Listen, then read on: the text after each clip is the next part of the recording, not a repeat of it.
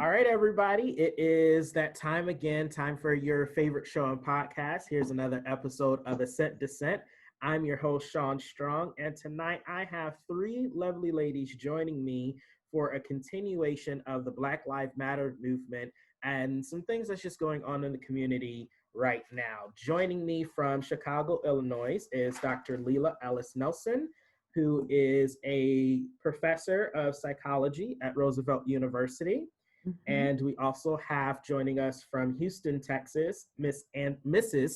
Angela Joseph, who is an entrepreneur and a community activist. And finally, we have Erin from Hollywood, Maryland. She is a mom, an advocate, a military spouse, and the latest feature from the Democratic National Convention with military support. So it was really good to see her on that stage and on that platform. For those of you listening by podcast and not watching the YouTube show, I do want to put this note in your brain. Dr. Nelson is an African-American woman, and Mrs. Joseph and Erin are both Caucasian females. That'll add to our discussion.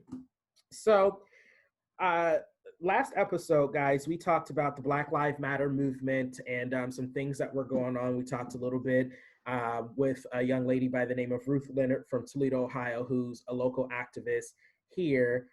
Just some thoughts about how she felt. I want to talk with you three regarding some things on a much larger scale and the way this movement is going nationally and even globally. One of the things that I saw, and of course I shared with you, was a meme that was sent to me by one of my more conservative friends. And the meme lists 5 Caucasian people who were considered murdered in cold blood. And the question is, did their life matter? So you have Cannon Hennon, who was 5 years old, John Shockley, Nicole Merrill, Veronica Baker, and Nathan Garza. These were all shot by African-American suspects.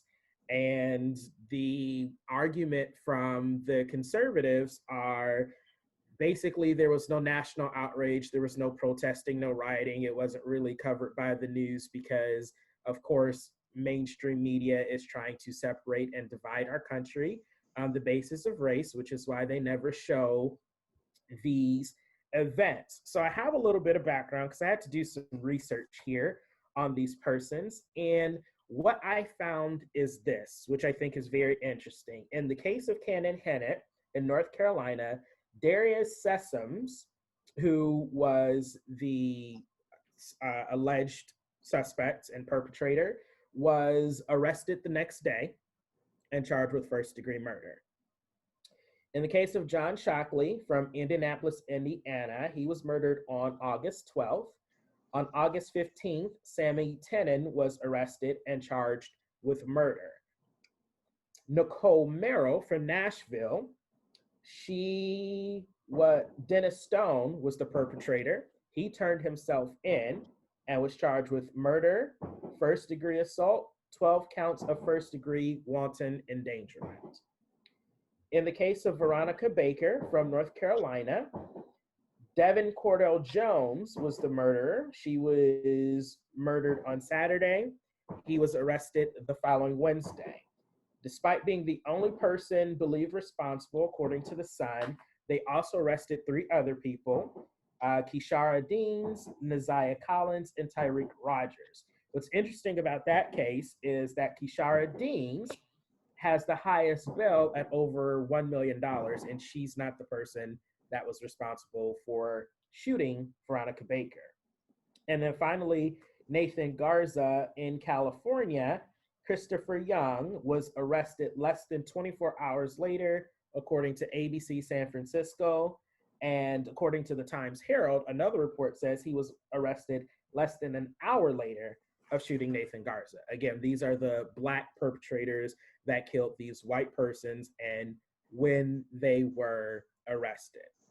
Now, if we flip over to the Black community, we can go back to Trayvon Martin, who was shot by George Zimmerman in Florida on February 26th, was not charged with murder until April the 11th. and was not taken into custody until June the 3rd. Ahmaud Arbery, we come to current times in Georgia, was shot on February 23rd. Gregory McMichael and his son Travis McMichael were not taken into custody until May 7th.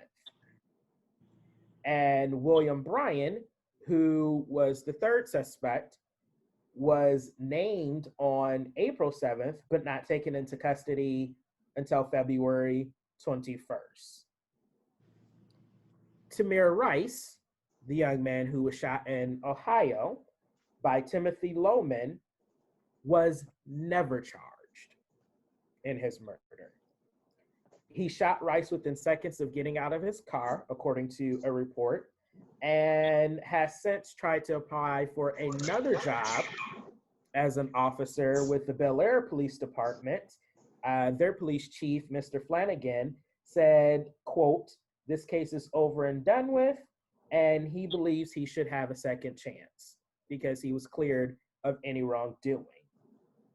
The Cleveland Police Department, where Mr. Loman was employed, fired him for lying on an application based on the Independence Police Department, who dismissed him because they deemed him unfit to serve. Mind you, he shot Tamir Rice when he served with the Cleveland Police Department.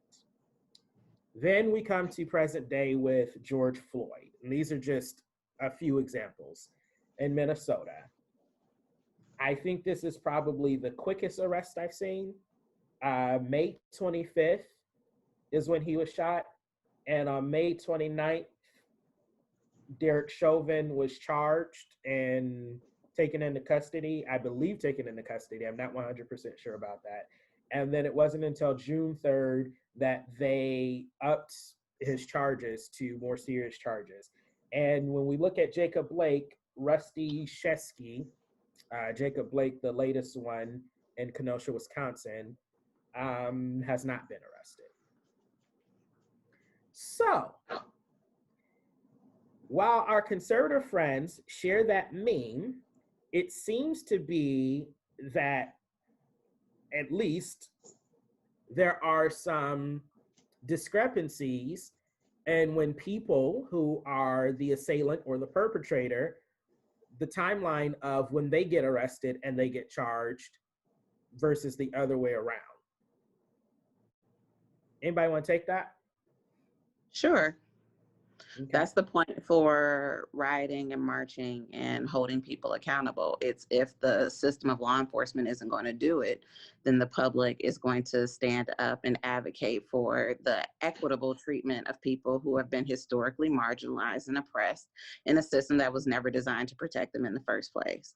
So the meme it's sent purposefully to create an issue where they're going out of their way to purposefully misunderstand the point.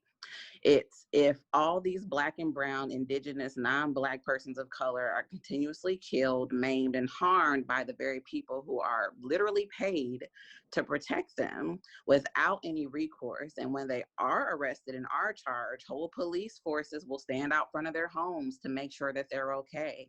Their captains, they will parade every single person that they've ever come in contact to tell you how much of a great person that they are, to hopefully get some leniency. How this was an issue about training or they were afraid for their lives. But at the end of the day, if you're that afraid, why are you a police officer? Why would you choose to be in a position of authority where you would purposefully have to put yourself in harm's way in order to protect the best interests of safety and the sanctity of other people, if you are too afraid to actually do that job? But then again, that fear only comes about when somebody is my complexion, and when that person is historically been part of a group of people that have been marginalized and brutalized. If anything, the police weren't started to actually protect anyone. They were started as slave catchers. So when you think historically about the roots or the origin story about the law enforcement system in the United States of America, it was literally never designed to make sure that people that look like me or identify in the same way that I do actually receive that, veil of protection. So yes, the marching and the rioting are purposeful. because it's a call to be seen as human and not 3/5. It's a call to receive equitable treatment because equality is bullshit. It's a call to ensure that there is a purposeful understanding about why the difference in understanding of the protections outlined by some are going to be different than others because you weren't here for me in the first place. And the reason why people are so quick to share these memes is because they actually don't want to deal with the privileges that they've been afforded simply for being born in a body that doesn't look like mine. It's a lot easier to place the blame on something that you can't tangibly touch than it is to acknowledge how you've been complicit in the deaths and murders of millions and countless people, and how your attitudes and beliefs will continue to allow you to be complicit, but the privilege in itself will protect you from having to actually deal with the accountability and the responsibility of it. So share your memes all day, but like you said, those folks were arrested and charged with the most serious charges that they can get, all in less than a week, most of them within 24 hours. The rest of these police officers or white folks go home, they have lunch with their family. What's his name? Kyle Rittenhouse goes back home, tells the cop what he does, gets a cool drink of water and is back home in bed before it gets too late in the afternoon. But then again, we're supposed to give second chances when you've actually taken the life of someone who'll never get a chance to do anything again? Absolutely not. So. Do you believe, let's go with you, Erin. Do you believe that if there were no video captures of the shooting of these African Americans by white cops, or if there was no marching and protesting, that these officers would have ever received any type of discipline or even charges would have even been brought against them? Nope. I mean, it doesn't really need more than just a nope. If there wasn't accountability, the answer would be no. I'm definitely a white woman. I mean, look at me. But I'm also a citizen of Choctaw Nation of Oklahoma. My grandmother was a victim of Indian boarding school. My ancestors were driven out of Mississippi. But I'm not, while I am a Native American woman in paperwork and I can claim that title, I'm a white woman. Look at me.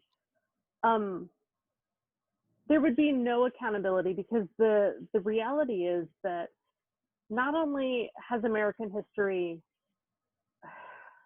intentionally marginalized Black people, it's marginalized all people of color. Definitely Black people have experienced the worst of it. And I'm not going to deny that. I'm certainly not arguing that. But there have been court cases that have said Black Americans aren't worth as much. Native Americans aren't worth as much. The Oliphant decision, which, and I do admit I'm much more familiar with Native American history than I am Black history for obvious reasons, but the Oliphant decision in the Supreme Court said that if a white person commits a crime on a Native American reservation, Indian tribes can't charge them. That was a Supreme Court decision in the 70s. This isn't long ago. If there was not visible proof of the atrocities committed against Black Americans in particular, there would be no repercussions at all. People have been getting away with this since the dawn of our country. That's just how it is. White people kidnapped the Black people from Africa and brought them here, and there were no repercussions. Our country was founded on genocide and slavery. And if you don't explore that in light of what is currently happening, you cannot realize how white people are not going to be held accountable, especially those in law enforcement. Okay. There was a Facebook friend of mine named Adam James who shared this basic narrative of the Jacob Blake incident, which is really kind of where we're at right now in America. He's not even the latest one as of the recording of this episode. There have been at least 2 or 3 more incidents of which time and my emotional state and capacity would not allow me to even investigate and look up those, because at this point, I'm just a little emotionally exhausted.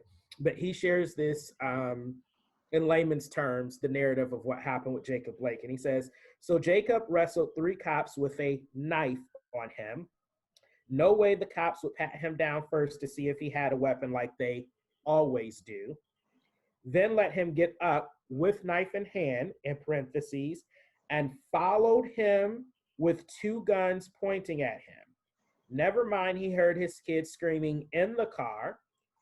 And then he puts in parentheses, as a Black father, he couldn't have been concerned for his kids because Black men do not take care of their kids.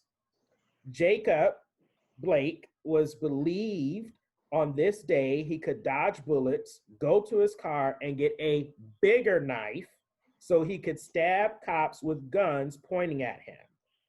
His little knife he had on him wasn't good enough to stab the cops during their quote-unquote tussle. It's truly brilliant that he would bring a knife to a gunfight. It makes sense.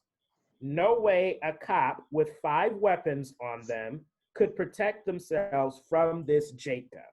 This quote-unquote criminal deserved to be shot in his back because most wars are won by stabbing people with guns. He got what he deserved. So that's his satirical approach to basically what ended up happening. And I guess my question is, how believable do all 3 of you think that whole narrative with Jacob Blake is with the officers? I mean, he had a knife on him. They tased him, which failed. Then they let him walk to his car, reach in to grab something. We don't know if it was a knife or it was a gun. Some videos that captured the event zoomed in and showed that he had a knife, possibly, and he walked away with the knife. And other people are saying that he grabbed him by the back of his shirt and then shot him. There was a young lady in one article that I read who said she had asked if she could get the kids out of the back up seat of the car while this was going on, and the female officer told her no, this was handled.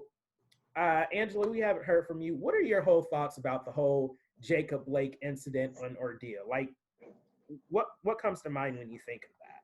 Well, whenever you said, how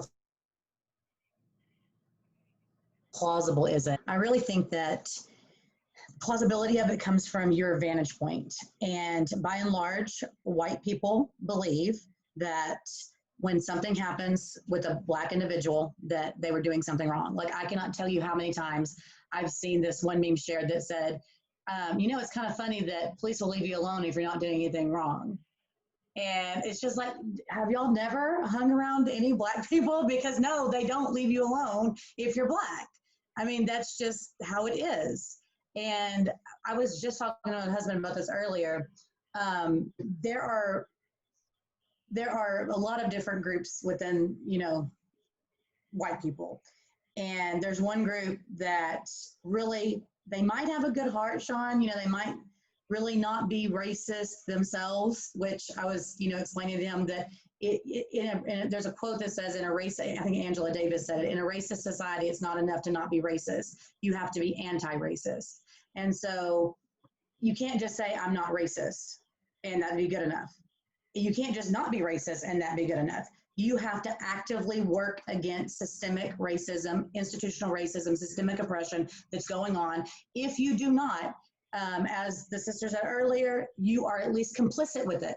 At best, white people are complicit with racism, at very best, if you are not actively fighting against racism. And so I say that to say this, that there are white people that they think that they're not racist, but whenever they hear about a Black person being murdered by a cop or being shot at by a cop or whatever, they immediately think, well, what were they doing wrong? Whereas when a white person gets shot by a cop, or you hear about a white kid getting shot or something like that, it's just like a swift kick in the gut. But because it's Black people, they're like, well, they had to have been doing something wrong. And that goes back to, the documentary 13th covered it.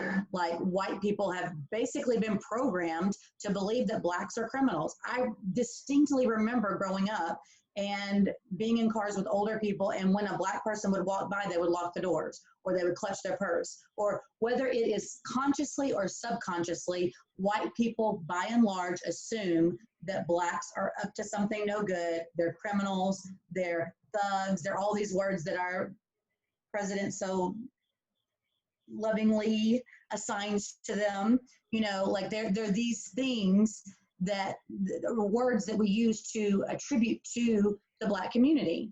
And I honestly think that if you think that that's plausible, it really comes, it's been amazing to me, Shaun, how many ways I've heard whites justify situations. I mean, you didn't even mention the one that happened here in Dallas. I'm trying to think of the Botham Jean. Hey, I was thinking about both of them, John. Yeah, John, yeah. He literally, she walked into the wrong apartment, pulled her gun, and murdered him while he was eating ice cream. And yet, so let me talk about that real quick, because there's something that I noticed. Ahmaud Arbery. So when they did his autopsy, they found 11 gunshots and several injuries in him. But one thing that I noted in a few articles that I read was they love to mention that the toxicology reports on Ahmaud Arbery came back negative.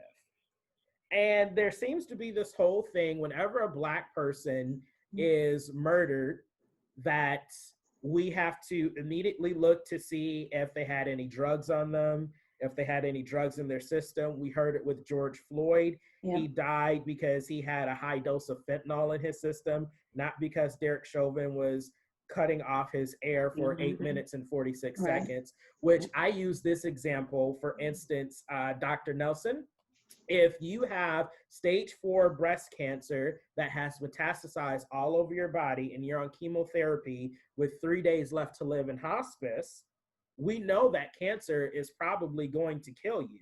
But if I walk into your house within those 3 days and shoot you in the head, did you die of a gunshot wound or did you die of cancer?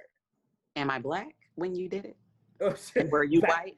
That also, and were you a cop or just a white person? That could play a factor in your cause of death as well, apparently. And I saw one person say something about the George Floyd killing that really sparked me. Was there is a difference. It was an examiner, some type of medical examiner, that said there was definitely a high dose of fentanyl in his system. And the person said, you know, chances are if he walked away, he could have potentially died from the fentanyl in his system. He said, but the issue is not what he died from, as opposed to the reason he actually died. You know, he was saying there's a huge difference in that. But I see a lot of vilifying the murder victim as a way to excuse the reason they were murdered. Oh, Trayvon Martin should have just complied with George Zimmerman and told him what he was doing in his neighborhood. George Floyd didn't comply. Ahmaud Arbery should not have ran from them. Tamir Rice shouldn't have been waving a toy gun in a park playing as kids do. Botham Jean had marijuana in his apartment, because why that was relevant to him sitting down watching Netflix, eating a bowl of ice cream as somebody intruded in his apartment and shot him, I don't know. But there's a lot of vilifying this victim. Do you think, Erin, that is kind of along the lines of what Angela said, a subconscious way for white people to excuse the guilt? Without a doubt. You've been to the town I grew up in. There are no Black people in my entire county. I'm not exaggerating. I did not know a Black person. Now, I mean, I've met people at the store in the cities or whatever. There are no Black people where I grew up. None. I am the person of color in my hometown because I am a native citizen. Y'all see this? I'm not a person of color. But there are no Black people. I did not know Black people growing up at all, ever. Shaun has been to where I grew up. I'm not exaggerating. There are no Black people.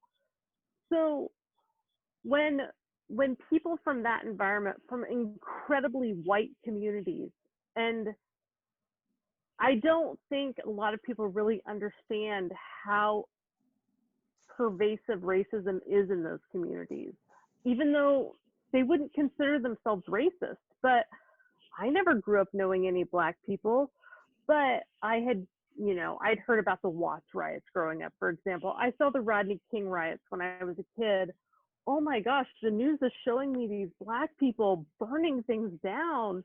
That's terrible. I never saw that in my community, in my tiny little town. There is a subconscious thing that comes about when you are a white person in a white only community, even if you don't intend that to be, where you see skin color, because it is always pointed out in the media, it's always pointed out by your families. So you see that as a problem. So when somebody presents to you, hey, this guy had marijuana on him, you look to that and say, oh, I bet that's why. It's not skin color, because you wouldn't, if you met a Black person, you wouldn't consider yourself a racist because you've never encountered them. You would assume it was something else. But the unconscious bias that comes from being white in America and from the way Black people are presented through the media is really hard to overcome for a lot of people. I'm not saying it's impossible. I'm not saying it's right. I'm not trying to justify anything, because it's always incredibly wrong. But I understand how white people jump to that conclusion, because that's what they've been fed. They've never had, I don't know, there's a Bible verse about milk versus meat. Shaun probably knows that, I forgot it. But if you've got a diet of milk your whole life and you're given meat, you don't know what to do with that. You have to learn how to deal with that. And nothing in our society prepares white people for that. So of course they're going to look for a reason to vilify these Black people.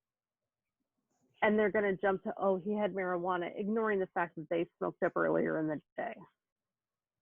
Okay, speaking of excusing or jumping to a reason, this is one thing that's really prevalent, not just in the white community, but also by Black people, especially some Black people who consider themselves to be the urban term, colloquial term, woke.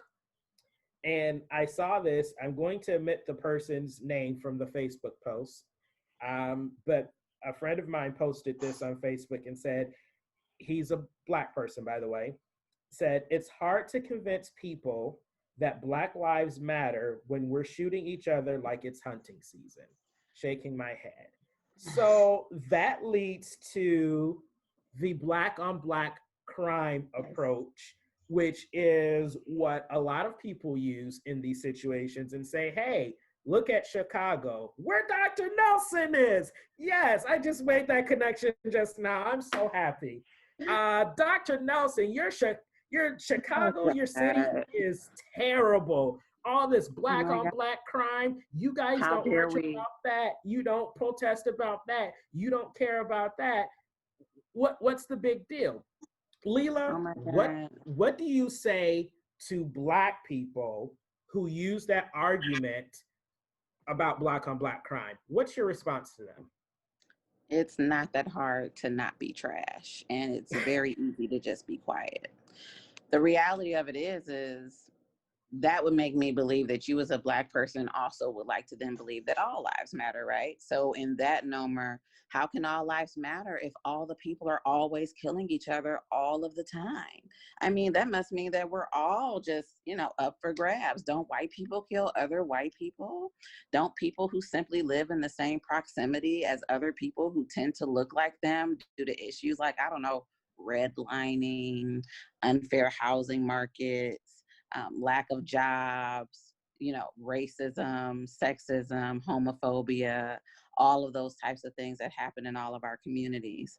So the reality of it is sure, Black people do kill Black people, but so do other members of other communities kill each other on the same rate and on the same levels that Black people do.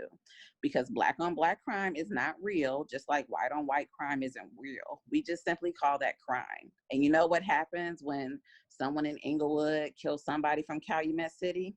Their ass is going to jail. So there's no need to march and protest and riot about that because of a systemic issue, but rather there is active community engagement from local groups, from citizens, from advocates. We have another mutual friend who is running for a political seat in Toledo, who also organizes and does these types of things because of issues and concerns they see. And there's things like that happening in Chicago all of the time. There's countless groups and organizations whose sole purpose is to help under-resourced and underserved communities find alternatives to the very reasons that lead to crime in the first place. But at the same time, those people aren't actually unpacking why crime is so high in those areas. It's because if Black people, Latinx folks, and my non-Black persons of color and indigenous folks are going to jail, they're probably not going to be able to get a job when they get out. Because unlike white folks, we don't have an uncle that owns the company that can just give us a job and allow us to help our credit get back up, that can give us $1 million loan like the president to go ahead and get us off of our feet. What we don't have is the ability to then say, yes, I did time for X, Y, and Z, but that's not who I am now. That's who I was. So please offer me that second chance that they wanted you to give all those white folks that killed all of those young Black people, so that I can actually get off of my feet and actually do something to better service the needs of my community. But since that doesn't happen, how else are you going to eat? You're probably going to rob and steal and do all types of other stuff. You're probably doing more drugs because it's a coping mechanism, not because you're just more inclined to use substances. And when you go into these communities, where are the parks? Where are the schools that actually are resourced and fully staffed, not just with nice, well-meaning white people who are fresh out of school, who are only doing it so it looks really, really good on their resume? So you have to think about the issues holistically. And when you do that, you actually realize that there are organizations and companies and activists and political leaders who are doing the work on the ground to better serve the needs of those folks. So yes, crime within the community definitely matters, and there are regular and consistent avenues to make sure that there is a reduction there. I also hate when people bring up Chicago. Y'all do realize Chicago has like millions of people, right? So while this is unfortunate, 30 murders in Chicago over the weekend is like the equivalent of 2 in Toledo. It's like the equivalent of like 10 in Cleveland. And you know what? Those numbers actually happen. So statistically, Chicago does not have this huge drastic murder increase, but rather you see the number. But that's the same statistics that people use, but in reverse when they talk about white folks, right? Oh, well, more white people are killed by the police. Yes, because there are more of you. Okay. So what do you mean? Yeah. Like, you sound stupid. There are more of you, therefore you're more likely to be killed by police. But then again, why am more likely to be killed by the police? For different reasons. But since there are statistically in numbers fewer people that look like me, we account for statistically more deaths. But our communities are also over policed. Yours are under policed. So if you're not going to look at the whole picture, you're committed to your own ignorance, which is only serving the interests of people who actually don't give a damn about any of us. So if you would like to commit to being trash, I'm not going to stop you. But at the same time, I'm going to call you on your bullshit, and I'm going to hold you accountable for it when you come running to me and asking for help later. Because 9 times out of 10, the main person that's been the cause of any uprising that's actually led to lots of systemic change is Black women. We're the first person to throw a brick. We're the first person to shut that shit down. We're the first person to stand in front of a cop. And this is where the need of Black people who have this belief that it's somehow our community need to go back and really understand the origins of what has happened to their own people. These are the same folks who, if I bring up Tulsa, they only now know about it because they saw it on Watchmen. And honestly, I'm not even mad at that. When you learn and when you get an opportunity to be educated, then great, do it. But Don't speak out of your mouth and ever come talk to me in my face about some shit that you ain't never bothered to look up or truly understand holistically. Because I'm going to call you out your name. I'm going to cuss you out. I'm going to educate you. Then I'm going to go about my day. Because I'm not going to be the nice person that's going to speak to you gently. Oh, if you're just so nice to me, then I would be able to better understand. Bitch, if you can't handle a couple of cuss words, I'm not the one. Don't let the letters at the end of my name fool you. This is true. You've been that way Shaun, since you've you known were me for my 15 RA years. in college. I will say, just point of interjection there. Leila was actually very instrumental in me educating myself about my own culture because I grew up in suburbia, Toledo, Ohio. I went to a predominantly white institution. I didn't see another Black person in school until I was in the 4th grade, and I did not share a classroom with another Black person until my freshman year of high school, and that was only then because my 8th grade guidance counselor, refused to put me in honors English classes because she didn't think that I was capable of handling the work. So when I got to college, I knew absolutely nothing about my people, my culture, or anything like that because my mother thought the school system would do it, and they didn't. And I definitely remember a particular instance during Black History Month where they were putting up some boards in Ottawa East about Black people being hosed with water and things like that. And I had no idea what was going on. And Leila, who was like the mother of the 4th floor East Ottawa wing and like helped us all out, I remember these guys were like really dissing me because I didn't know anything as a Black man. And she was like, what's the phrase? Each one, reach one. So what if he don't know? He educated now, and now he can do something. And like she stood up for me, and that really sparked an interest in me to learn more about Black Wall Street and those different things that actually happened. So I knew those before then. So Leila, thank you. You're absolutely right. Black women have been holding it down for the culture for eons. Angela, I'm gonna jump in. I'm sorry. Okay. I love to interrupt. It's my thing. But Black women have consistently throughout American history been on the front lines of civil rights. Period. Not just for Black people, not just for their own communities. They've been on the front lines of civil rights for everybody. Period. Angela Davis went to Standing Rock, and she has been outspoken about Indigenous rights for years. Fannie Lou Hamer was repeatedly speaking out about Native American voting rights, about Latinx voting rights, about why Puerto Ricans needed more presence in our society. Black women have consistently, without fail, led our country to a better place. And it is far past time that we really sit down and listen to those Black women. And I so appreciate it when women like Dr. Ellis-Nelson over there are saying Black women in particular, because especially like as an Indigenous woman, I appreciate what Black women have done for my community and my people. And I appreciate it knowing that Black women have come to Standing Rock. They have come to Hawaii, where they're currently fighting over the telescope. And Black women are always there for the rest of the country. And if we do not start listening to them as white women, as white people, as Indigenous people, we're doomed, because they're the ones who have consistently, at the beginning, led civil rights in our country.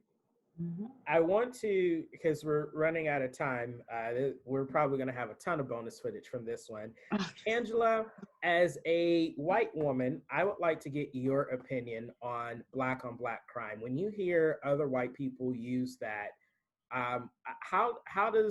what goes in your mind, or what is your response to that?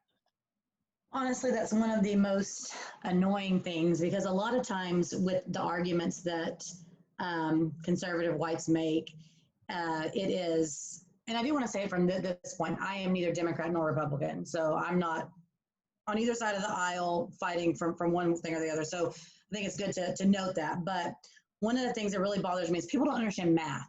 Like people literally do not understand proportions and the word disproportionately. And Dr. Nelson had really kind of highlighted that a moment ago. But I just want to really quickly, I got so sick of people not understanding the word disproportionately that I literally did the math so that they could see what numbers we were talking about.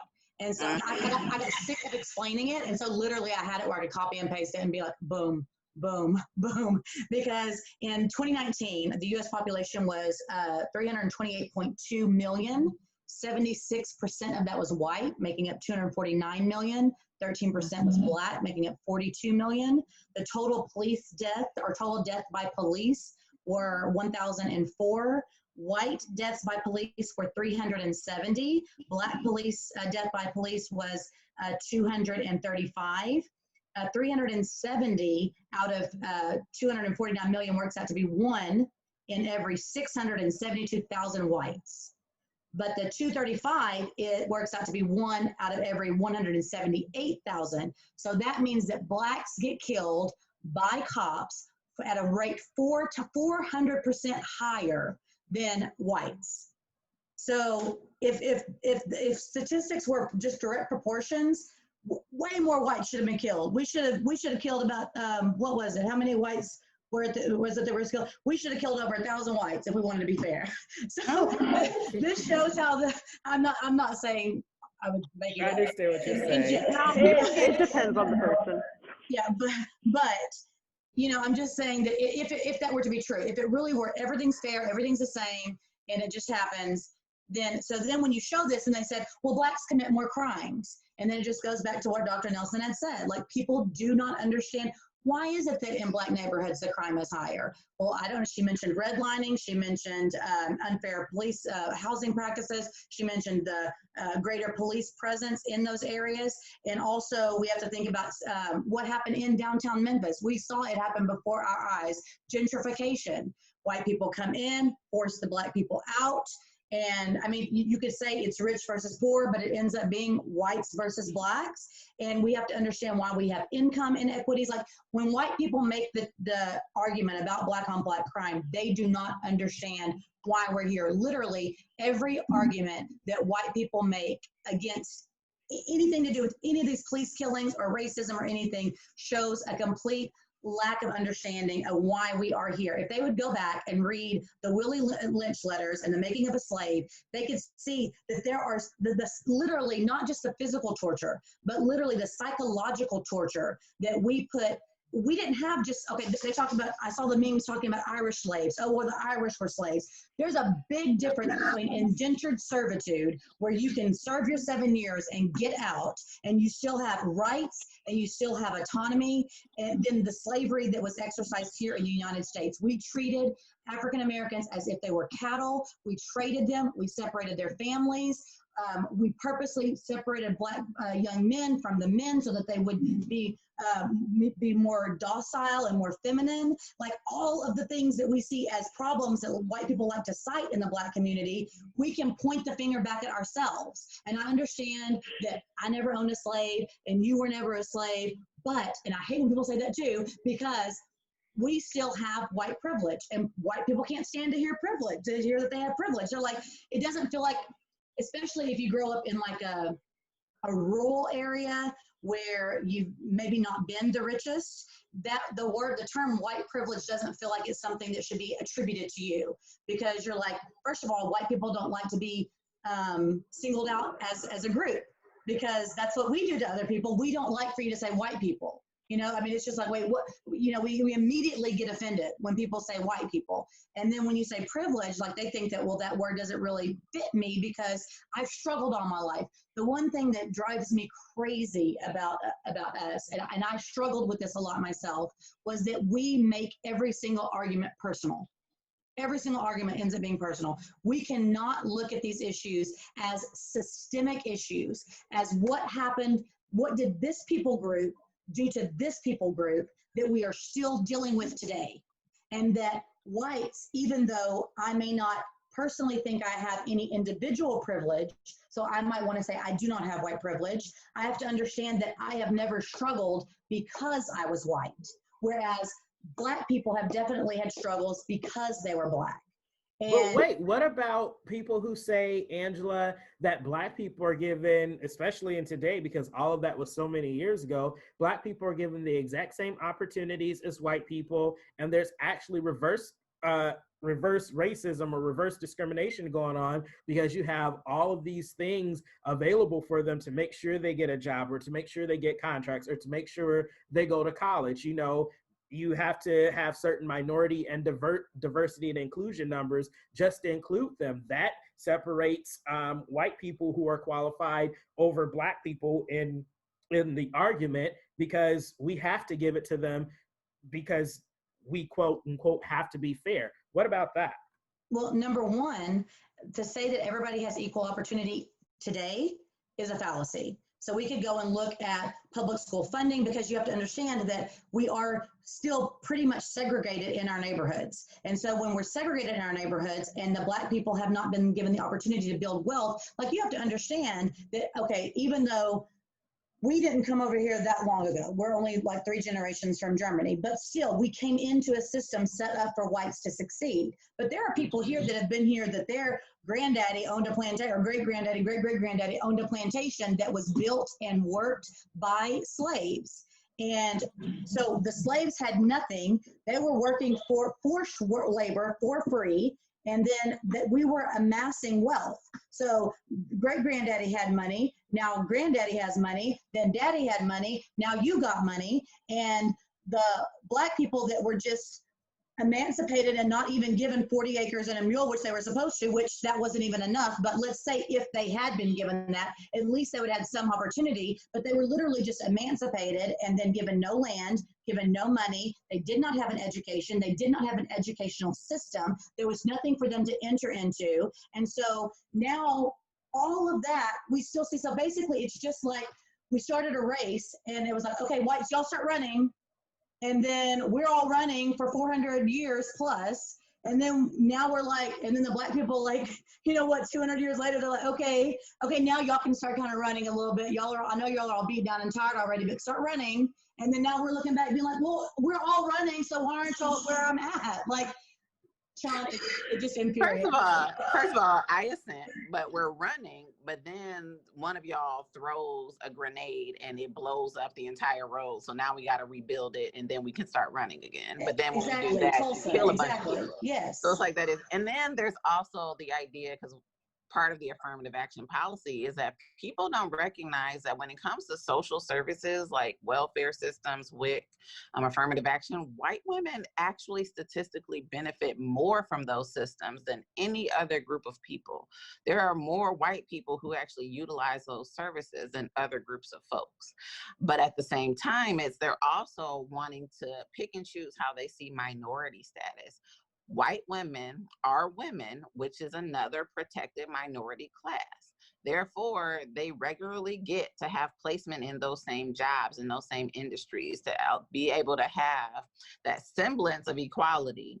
But because of their minority status as women, you're more likely to actually get those positions. You're going to get it more so than I would. And honestly, depending on how my name sounds, I was never going to get it in the first place. Right. Now, for me, my first name, it has like Arabic origins, and then Ellis-Nelson are obviously way throwback slave owner names, something that white people can't say. Your names aren't the names of the people who used to own your people way back in the day. So if you really want to use the whole idea of, well, what about affirmative action? I was like, I don't know. Let's ask the white women. How do you feel about the benefits that you've received as a result of affirmative action? Yeah. How do you feel about the benefits that you've received as a result of the social services system? And back to what Angela was saying, how do you feel about all the additional benefits and privileges that you've received as a result of your inheritance as a white person that I will not inherently be able to access simply because I was born Black in a country, in a world that is historically anti-Black, because anti-Blackness is also global. Even though I know we're talking about what's happening in the United States.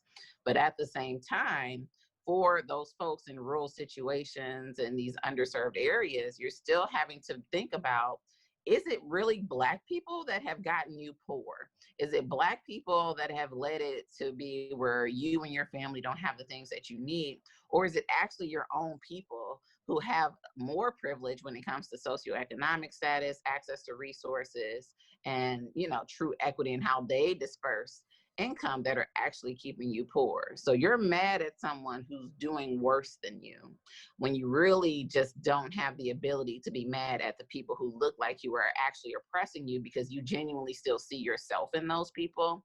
And you think that if you just had worked harder, then you could actually be them. So it's a lot easier to be mad at me for some shit that I ain't got nothing to do with than it is to kind of just be mad at yourself and to be mad at other people that look like you and identify like you, who are actually causing all the drama, simply because you just want to be them. So you can't be mad at somebody that you want to be. Right. So, Angela, I heard you say something, and I have to wrap this up because we're running way over. I heard you say something when you were addressing the Black on Black crime. You kept saying we. Now, you were never a slave owner. I don't know if your parents or grandparents were, but you continue saying we, and you identified as a white woman with that culture, you know, so many years ago. Do you think it is important, and the first step for white people, as you said earlier, to actively be anti-racist, for them to identify with that dark past of what white people have historically done in America? Is that the first step? How? Talk to me about it. I mean, absolutely, because first of all, we came over from Germany about 3 generations ago, and so we never owned slaves. But I know that whites, as Dr. Nelson mentioned, globally have done everything to oppress Blacks. And so it doesn't really matter if I was, and I can even say, you know, we're not anti-Semitic either, because we actually, my uncles that came over here, they went back over as U.S. soldiers and fought against Hitler. So like, as much as my family could be on the side of right from where I see, I think that we were, but we are still part of white culture. I still have white privilege. I still have to recognize that we as a race, we committed these crimes.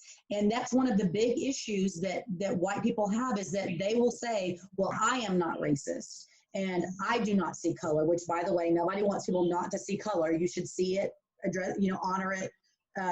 You basically just want to say, oh, well, I don't see any race. And that's not true. First of all, nobody doesn't see color. And second of all, you're supposed to. You're supposed to see and appreciate a person in everything that they are. But what we want to do immediately is be like, well, I'm not racist. I don't see color. We never owned slaves. I never owned a slave. My family didn't own slaves. To do whatever we can do to absolve ourselves of any responsibility. And you just can't do that. Like you have to say, okay, if you claim to be white, then what white people did is part of what you need to make recompense for. I know I'm using biblical terminology, but we have to make recompense for what we as a people did. And like, that's why I really hope that House Bill, I think it's 40, the one on reparations, I really hope that gets passed.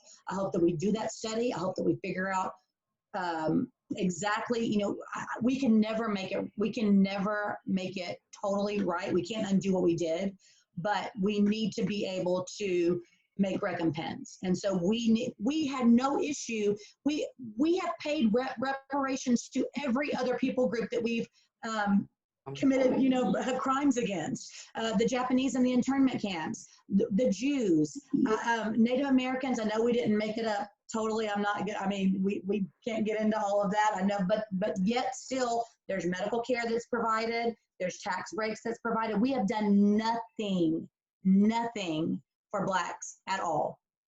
Not at Erin, all. do you assent or dissent with Angela's premise that in order to be anti-racist, as a white person, the first thing that you need to do as a white person is identify with the atrocities that were committed years ago, generations ago, by white people in America? Yeah, I mean, and I think my own history is really complicated because I can trace my family back to before America was America. But I also am white. I have Irish and Italian heritage as well. So I'm still part of the system that gives me privilege. I remember when you and I were in Baltimore and we were sitting there eating pancakes and I remember a cop standing there glaring at you because it was a pretty white venue. Yes, it was. But I remember that, and I just remember like thinking, this is horrifying. I don't know what to do. Should I say something? I got benefit that day because I'm white that you did not have. And that's not okay. Even though my family history is of oppression too, I mean, my family was removed, but I'm a white woman in America. I am never going to suffer from racism. I am never going to suffer from oppression. And I reap the benefits of whiteness in America. I'm not saying it's a good thing. I'm not endorsing it, but it's the reality. I reap the benefits of being a white woman in America. And you know what's It's a pretty freaking privileged position. Sorry, go ahead. No, what's interesting about that instance is we've actually had several run-ins now with racism, Erin. As a matter of fact, when we were on a campaign together, you actually had to call it out for me and call it out to the candidate who we won't mention his name. And I ended up quitting over it too. That's true, you did. And that incident at Miss Shirley's in the Inner Harbor, it's horrible to say this, and I'm sure Dr. Nelson can agree, is that we are so used to it and it happens so much that a majority of the time we don't even recognize it. And I didn't even know that was happening. I remember thinking that because I didn't want to say anything because I noticed it, but I knew you didn't, and I didn't want to bring you down in any way. Like, does that make sense at all? I don't even know. Like, I got a question for you guys. I noticed it and I was ready to go to battle if I needed to, but you didn't need to know it at that point. I don't know. Got a question for you guys. But I do think that that's one of the things. I do think that's one thing, and I'm not saying I'm not preaching at you in your instance, but like I've heard so many stories where white people have witnessed, the ones that claim that they're not racist, but they've witnessed things that happened, or their family will say something, or I honestly think that that's one of the main things that whites can do is start calling people to the carpet. When you see someone doing something racist, stop right then and address it. Like, I mean, seriously, if we have our privilege, we might as well, wield it for something good. Like, call the cops out, call that racist family member out. Like, I used to just let, older people in my family say whatever, and I would just bet they're old, they're about to go anyways. But now I'm like, I mean, seriously, like, we need to start calling people out. If you see, and now I know we're talking more about like individual racism, and that's another way that white people get really confused about racism is because there's a big difference between institutional racism and individual racism, and how those manifest and it's very honestly, it's racism is so confusing to whites, and it's so confusing because they don't experience it. So, but when it comes to the individual racist instances, that if I see a black person pulled over by the cops, I turn around and I go make sure that everything's okay. I don't care if they tell me to stop recording or whatever, or tell me to whatever. No, I'm a citizen. I'm gonna sit here in my privilege and watch what you're doing because you're not gonna do something on my clock. Like, that's what white people need to start doing. If every single white person would start doing that was woke, quote unquote, as Shaun said, woke, then things would start getting at least a little bit better. Like, that's the least that we can do. That is the least that we can do is call people to the carpet when they're doing something racist. Okay, quick question for you guys. All three of you can chime in real quick on this answer. A white person recently told me that on their list of priorities for the country in the upcoming election were this, and this. And racism is an issue for them, but it's not that big of an issue. Would you say that person is racist, complicit with racism, or not racist? If Leila? A person's complicit with racism, then they're racist. Right. I mean, unless you are actively doing the things that you women have said that you've done, then you are someone who's complicit. Therefore, you are part of the issue with racism. And I think a lot of people think racism is just you calling me a nigga. Like, no, that's not the extent of what racism is. Racism and being racist also means, oh, I'm okay with your oppression because it doesn't impact me. I'll care about it if and only if it actually has something to do with me later. That's racist. Yeah. So yeah. for the person to say that racism is an issue, but it's not that big of an issue, you would say that person is racist. Yes, because you can't say racism is an issue, but it's not that big of an issue. It's either an issue or it isn't.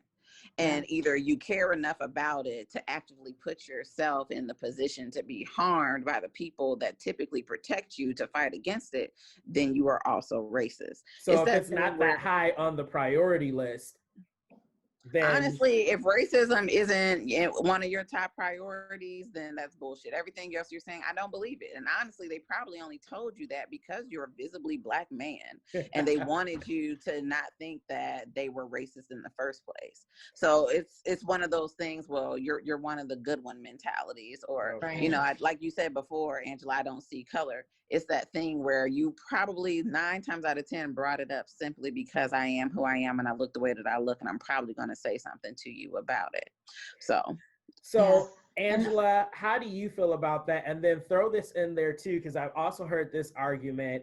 It's unfair to paint me as a racist because I don't agree with what you say. So for instance, if that person said, you know, racism is an issue, but it's not on my top priority list, or there's other things that are more important. And then Leila comes back and says, well, you know what? Either it's an issue or it's not an issue. And if it's not an issue, then you are racist. And then they come back and say, well, just because I don't say what you want me to say or believe how you want me to believe, I automatically get termed as a racist. And that's unfair. Go, Angela. Okay, so first of all, the thing about whites and racism is every day I can wake up and I can choose to care about racism or not. I have to make a choice because it doesn't affect me. Now it affects me because I have a Black husband, I have a half Black daughter. Like I am affected by it, I guess, a little bit more because I still see things. We live actually south of Houston, small town. So we still hear and see things all the time. But wait, were you getting ready to say you live in the hood? No. Oh, I thought that was coming out. I was going to say the city, and I opted not to because no one's going to know where Big City is. Oh, okay. I was going to say, wait, Angela, you live in the hood now? I don't. That's something new. Okay. I live in the country, is what you would call it, the country, which is worse, by the way, than when it comes to racism. Like they had a Trump parade, a boat Trump parade on the river. Like yes. Okay. Yeah, so this is what I'm dealing with, Shaun. Oh, boy. But anyways, what I say is that, you know, white people, they have to choose whether or not to care every day. Like I can just, if I decide as a white woman, well, I don't want to care about racism today, it does not affect me personally. So I have to make a choice to choose to care about racism. And so I say that to say this, that what Dr. Nelson said earlier was that, I don't remember exactly what she said, but basically about not being a piece of crap. Like you basically, if you care, you have to just choose to be a decent human being. Like literally caring about racism is choosing to be a decent person. And so I would totally agree with what she said, that if by default, if fighting racism is not one of your top priorities, then you would be racist just by default because you're choosing to be complicit with it. And so being complicit with racism is being racist because you're still part of this racist system. So if you're not fighting against the system, then you're part of it. And then you guys are really helping me out tonight. I'll let you finish because of course, I always feel caught in the middle because Dr. Nelson said something earlier today that I've heard growing up and I never knew how to respond to, which is, Shaun, you're one of the good ones. Or, oh, Shaun, you're a good guy. And I never really knew how to take that growing up. So this conversation is actually really helping me because, of course, coming up from high school, the way I grew up, I still have friends that are racist. I just have to say it for what it is. Like some of the discussions that I just had not long ago, and I'm just like, Jesus, how do I tell this person in a nice way, hey, bud, you're really racist. And so I still have those friends on that end of the spectrum. And it's just like, at this point, it's like, do I even waste the time in trying to reach them? Because this is exhausting. It All is right, I'm very sorry, exhausting. Angela. And then you feel the need to be nice to them about it too, which is also something to unpack. Yeah, that's true. Maybe we can talk about it later, Dr. Nelson. I don't do therapy no more, but we can happily talk. I think there's definitely a racism is racism, period, but there is a spectrum of you're in Klan and burning crosses, or you move your purse to the other side when you're walking on the street. They're both terrible. One of them is actively trying to get people killed. One of them is complicit in the system. And I don't want it to sound like I'm justifying anything, because I'm not. But I do think that white people think the person who moves her purse to the other shoulder when she sees a black man walking, she's not racist. Racism for a lot of white people is just people burning crosses, which is bullshit. And it's frustrating because a lot of the people who are burning crosses are in some ways easier to reach and talk to about race than the woman who just moves her purse to the other shoulder, because she doesn't think there's anything wrong with what she's doing. The people who are burning crosses know what race is. They are acutely aware of race. And those people think about race far more often. And they're fighting the system. They're not complicit. And in a lot of ways, they're easier to reach when you're trying to talk to people, because I don't know. I'm going off into a whole other subject and a big thing. Angela had one more comment. You know how my brain works. Sorry. Go ahead, Angela. What was your last comment? And then I got one last question, and we're going to have to sum it up real quick because I just... you had just asked about it. If people say, well, it's unfair. And honestly, the answer is the same, because, basically, I honestly believe that no matter what she's saying, whether you're burning crosses or whether you're just not fighting the system, that by definition, if you in a racist society, if you're part of a racist society and you are not actively fighting against racism, then you just default into being racist. So like, it's not you calling them racist necessarily. They're choosing which side of the choose you this day, like which one you're going to be. Like, you have to make a choice, and whether you're going to be racist or not. In order to not be racist in a racist society, you must fight against racism. It has to be a top priority. So that would be my comeback on that. And then when Dr. Nelson had said, like, the fact that you feel like you have to be nice to them about it, I don't think that Black people have to teach white people anything. I want to say, for one, I'm eternally grateful for the Black people that helped me understand institutional racism, because I did not understand institutional racism or systemic oppression, and I was taught about it. And I'm thankful for the Black individuals that took time with me to teach me that. But there is a website, I'm not affiliated with it, it's just one I use, that's called whitenonsenseroundup.com. And if you ever get tired of trying to talk to your white friends or, people like that, send them to white nonsense. It's white people that are trying to teach other white people, because it should not be y'all's burden. You have enough burden on your shoulders, and I know y'all are sick. I'm sick of it. I'm sick of talking to these white people. Okay, so I know y'all are sick. I think I have like 2 converts. Like, that's it. Listen, 2 converts is better than anything. My last question before we wrap up, because I'm well over my time here, so this interview will probably have to be split amongst several shows. I think I might be done working for the rest of the month. Praise God. Leila, in this fight, in this struggle for equality for Black people, how important is it to have white allies? I'll say, well, the one thing I'll say is, I don't want equality, I want equity. Right. But What's when the it comes, equality is, okay, so I'll stop using my dad as an example. I know he's sick of me. Now, I was going to use my dad because my dad has one leg because he was in Vietnam, stepped on the landmine, and now he got one leg. Mm-hmm. So typically, when you think about equality, is you gave both of us a pair of shoes. he can only do something with one of those shoes because he does not have 2 feet.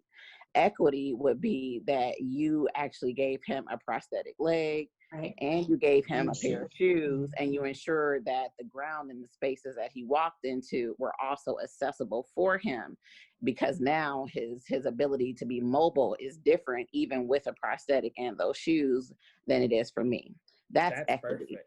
It's Yeah, ensuring that there That are example is excellent. that Yeah, I it's gotta just use that. ensuring that all of the resources are available to him. But a better system of equity is for there to not have been those barriers in his place in the first place. He should Right. have never had to go to Vietnam to begin with. He should be able to be his own currently 78, going on 79-year-old self, and just be able to walk into a space with the 2 feet that he was born with. So though we can't do that, the equitable thing would be to do all of that. But excuse me, sorry, I know that was a very long-winded thing. But when it comes to allyship, a lot of people who are white and want to be allies, they simply want the cookie. They just want the kudos and the high fives and the pat on the back. They're performance allies. They'll hashtag Black Lives Matter in a minute. But like you guys said, if something happens in the middle of a meeting, they aren't going to do anything, but they're going to come to me after the meeting and be like, oh my God, I can't believe that happened to you. I'm so sorry. Just know that if you ever need me, then I'm here for you. I'm going to make sure that I can do it. I was like, I don't need you to come to me after. You should have said something in the meeting. If you're not willing to actively, essentially die in place to make sure that my rights and liberties are protected, and I have access to all those things that were stripped from my ancestors in the first place, then you're not an ally. Right. And also, you have to make sure that you aren't giving yourself that title. It is not up to you to then decide that you are an ally. In the same way, I could not just say, oh, I'm a competent mental health professional, consultant, advocate with all those other things. No, I earned my letters, and I've earned every single little part, and they've been standardized, they've been tested, they've been marked. I earned those, and other people had to ensure that I met a certain metric in order to get those. That's the same thing with allyship. So yes, allies are important, but if you aren't going to be the person in a position of privilege to dismantle the very system you inherently benefit from, then you can keep whatever version of allyship you think you're doing, because that ain't it, boo. Right. So yes, I can't dismantle racism. If Black and if all the BIPOC folks could dismantle it, wouldn't be a thing. If all women could end sexism, would it be a thing? If all members of the LGBTQ community could end transphobia, homophobia, and all that, it wouldn't be a thing. So yes, you need allies, but you need active allies, not performance allies. And you also need people who are willingly going to die for the cause and nothing less, in order to ensure that these things actually happen. Because everything else is just, you want the cookie, and I'm out of those. I don't have any of those.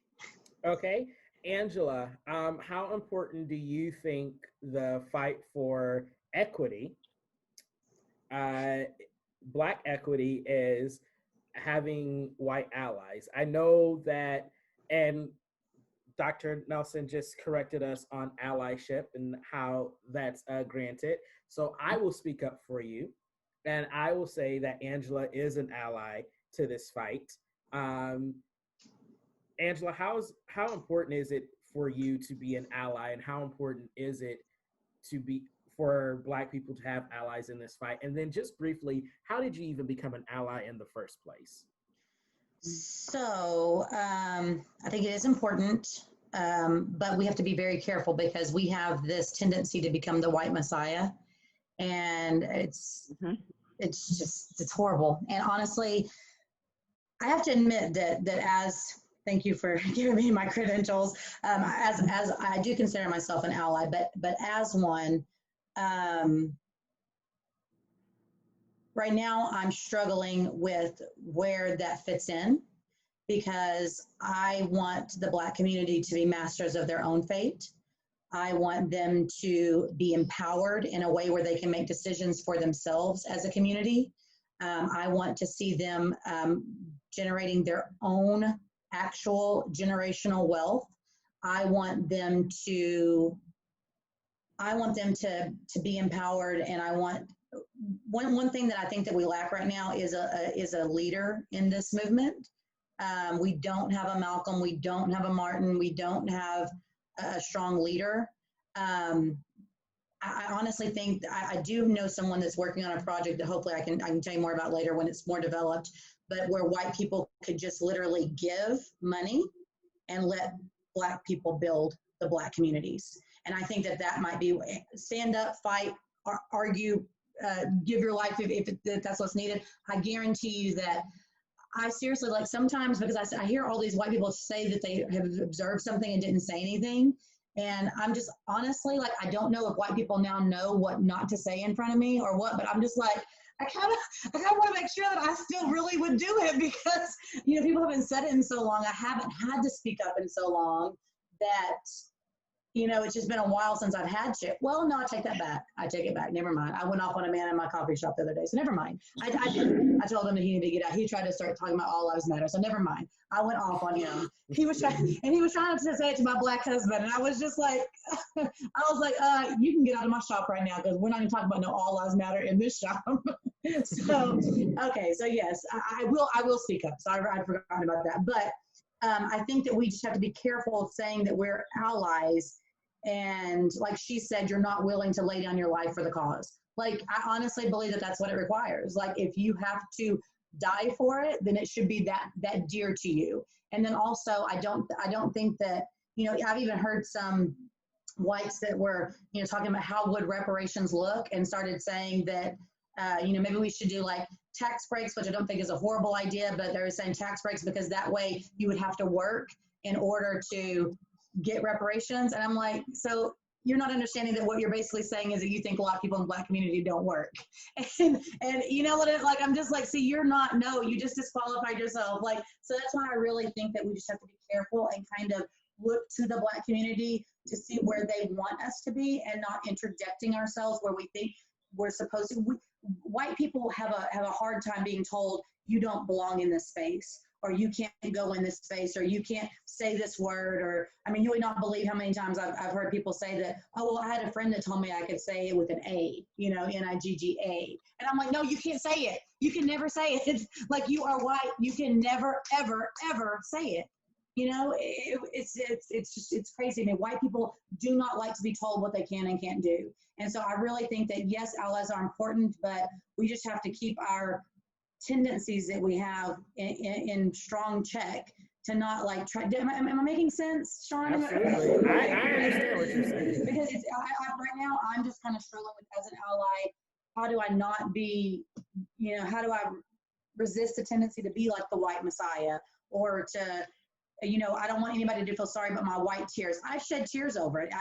Things are upsetting to me, but I don't want people to, you know, think that these are my white tears and I want you to feel sorry for my white tears. Like, as an ally, that's where I'm at right now, Shaun. Like, how can I best serve the Black community in this fight without my whiteness being what whiteness is? Okay, Erin, how important is allyship for you, and how did you become an ally? I don't know how I became an ally necessarily. I think that because I was raised, you know, my grandma was sent to Indian boarding school. That's a pretty awful thing. And the generational trauma of that seeps through. And Indigenous Americans are very much community oriented. And even though I grew up in Salina, Ohio, which is super white, and I am white, I'm still also Indigenous, and that is odd, because it's this weird mitigating factor that raises you in the idea of community in a way that I don't see most of my white friends and having the same ideas of. So I think that I was always drawn to community and being part of a greater community, and that means if you're in a community with somebody who's a person of color, who's a Black person, they're your neighbor, they're your friend, they're your community. You stand up for them. But learning what that meant as a white woman was hard, is hard. I shouldn't say was, because I'm definitely still learning. I don't think it was ever a matter of, do I want to be an ally? Do I want to be a good person? Do I want to stand up for racial equality? It was a matter of learning how to do it as a white person, of still learning how to do it as a white person. And, you know, I'm a stay-at-home mom. I've got 3 kids. What I can do more than anything else is if I see something, say something, and direct people back to Black voices or to Latinx voices. I can't even speak on Indigenous issues for the most part because I'm still white. I have never experienced that racism. I'm not going to. My job as an ally is to point people point people back to Black voices. That's what I can do, and that's what I should be doing, and that's what I am doing. As a stay-at-home mom, for the most part, who dabbles in various online endeavors, basically, and political endeavors, my job is to use my white privilege to say, hey, I see that you see me, but let's turn it back around. You're going to listen to me on this subject, but let's turn it back to the Black person, or let's turn it back to the Indigenous woman, or let's turn it back to the Latinx woman. So I don't know. It gets really complicated sometimes, but that's where I say, hey, I can use my skin color to make that inroad and say, look back to this direction, because I'm not the one. The Black women are the one you want to be listening to on this. Well, you guys, we have exhausted more than enough time, but this has been a really great conversation that I'm sure we could have all night. I would love to have all 3 of you back to continue this topic and to talk about other things. I want to thank, again, Dr. Leila Ellis-Nelson from Roosevelt University in Chicago, professor of psychology, teaching from the undergrad to the doctoral program, who has been that Black woman that has held us down forever for the last 15 years. She has been a solid voice to keep me in check on everything, even things that I didn't think that I needed to know. Mrs. Angela Joseph from Houston, Texas, who has been an ally, who has a very interesting story. I'm going to guess that her allyship happened somewhere around probably when she joined the Black church. And it was not just any Black church, but it was a charismatic Pentecostal holiness church. So, yes. So, Angela, thank you so much for joining us. I know that she's always spoken truth to power. I've seen it. And finally, Erin, thank you so much for joining us from Hollywood, Maryland, who has been an ally in this fight, who has spoken up. She's spoken up on my behalf. I know when I experienced some racism when we were working together, she spoke up to the person in charge and said, hey, no, this is what happened. This person is racist, and that's why they're treating Shaun that way. And either you do something about it or I'm quitting. And she ended up quitting. So thank you, all 3 women. Again, it was very important for our people that are downloading the podcast for me to let them know that Leila was an African-American woman and Angela and Erin were white women, to show that, you know, this isn't, the issue of racism isn't just an issue that only Black people recognize, but there are white people that recognize it, and there are white people that have something to say to their fellow white people about how we can move forward on this issue and heal and receive equity, not equality. So thank you guys so much for joining me. I appreciate you guys. You guys have a wonderful holiday weekend, and I can't wait to talk to you later. All right.